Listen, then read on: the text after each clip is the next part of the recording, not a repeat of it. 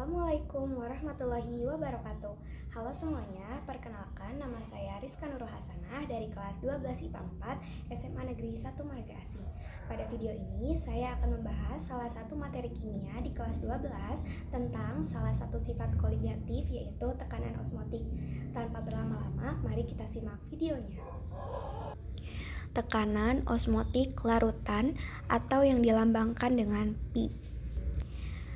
Tekanan osmotik adalah tekanan yang dibutuhkan untuk mempertahankan kesetimbangan osmotik antara suatu larutan dan pelarut murninya yang dipisahkan oleh suatu membran semipermeabel yang dapat ditembus hanya oleh pelarut tersebut.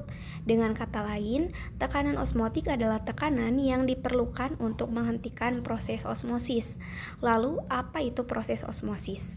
Osmosis terjadi ketika dua larutan dengan konsentrasi pelarut yang berbeda dipisahkan menggunakan sebuah membran. Molekul pelarut kemudian melewati membran semipermeabel dari larutan dengan konsentrasi rendah ke larutan yang lebih pekat.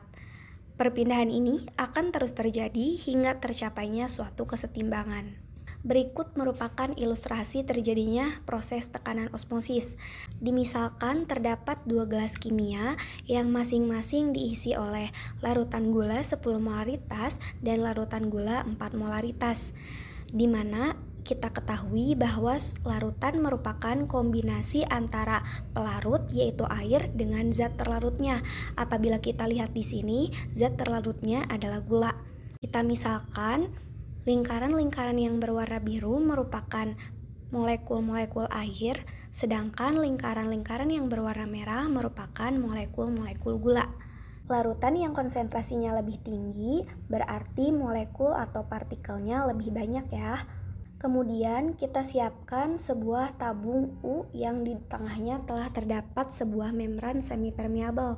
Setelah itu kita masukkan larutan gula 10 molaritas ke bagian sisi kiri tabung U, sedangkan larutan gula 4 molaritas dimasukkan ke bagian sisi kanan tabung U.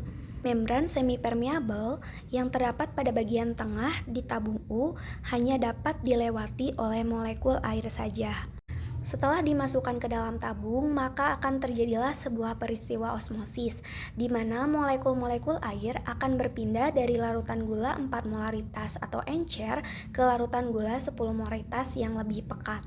Terlihat bahwa setelah terjadinya peristiwa osmosis, tinggi larutan dari kedua sisi tabung menjadi berbeda. Dan kedua sisi tabung menjadi memiliki konsentrasi yang sama, yaitu 7 molaritas. Peristiwa osmosis ini dapat kita hentikan dengan cara memberikan sebuah tekanan yang kita sebut tekanan osmosis atau tekanan osmotik larutan. Setelah pemberian tekanan osmotik, maka tinggi kedua larutan pada tabung tersebut akan kembali seperti semula, dan molaritasnya pun akan kembali seperti semula. Maka dapat kita simpulkan bahwa tekanan osmotik adalah suatu tekanan yang diberikan agar dapat menghentikan suatu proses osmosis, di mana proses osmosis merupakan proses perpindahan larutan dari yang berkonsentrasi rendah atau encer ke larutan yang berkonsentrasi tinggi atau pekat. Berikut merupakan istilah-istilah dalam tekanan osmotik. Yang pertama ada isotonis, yaitu larutan yang memiliki tekanan osmotik yang sama, berarti Pi1-nya sama dengan Pi2. Yang kedua ada hipotonis. Hipotonis adalah larutan yang memiliki tekanan osmotik yang lebih kecil, berarti Pi1 kurang dari Pi2. Yang terakhir atau yang ketiga ada hipertonis. Hipertonis adalah larutan yang memiliki tekanan osmotik lebih besar, di mana Pi1 lebih dari Pi2. Selanjutnya ada beberapa contoh penerapan tekanan osmotik dalam kehidupan sehari-hari. Yang pertama ada pembuatan teh celup.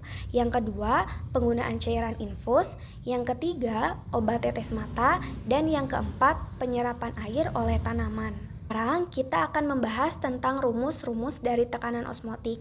Sebenarnya rumus umum dari tekanan osmotik adalah Pi sama dengan M dikali R dikali T. Hanya saja yang membedakannya adalah jika larutan tersebut merupakan larutan elektrolit dan larutan tersebut larutan non-elektrolit. Apabila larutan tersebut elektrolit, maka kita gunakan rumus Pi sama dengan M dikali R dikali T dikali I, di mana Pi merupakan tekanan osmotik dalam satuan atmosfer, M merupakan molaritas larutan dalam satuan mol per liter, R merupakan tetapan gas ideal yaitu 0,082 liter atmosfer per mol Kelvin. T merupakan suhu absolut larutan dalam satuan Kelvin, dan I merupakan faktor Van Hoff atau jumlah partikel tiap molekul. Yang kedua, apabila didapati pada soal larutan tersebut merupakan suatu larutan non-elektrolit, maka kita tidak perlu menggunakan I atau I sama dengan 1. Maka rumusnya menjadi Pi sama dengan M dikali R dikali T. Apabila dalam soal tidak diketahui besarnya molaritas atau diketahui hanya gram maupun mR-nya serta volume, maka dapat kita cari menggunakan rumus M sama dengan gram terlarut dibagi molekul relatif dari gram terlarut dikali 1000 per mili. Contoh soal 1. Pada suhu 27 derajat Celcius, sebanyak 4 gram BaCl2 dengan mR sama dengan 208 dilarutkan dalam air hingga 500 ml. Tentukan tekanan osmotik larutan tersebut. Kita tulis terlebih dahulu apa-apa saja yang diketahui pada soalnya. Diketahui T sama dengan 27 derajat Celcius, gram terlarut sama dengan 4 gram, massa molekul relatif terlarut sama dengan 208 gram per mol, volume sama dengan 500 ml. Ditanyakan besar tekanan osmotiknya. Karena BaCl2 merupakan senyawa elektrolit, maka kita perlu mengalihkannya dengan I.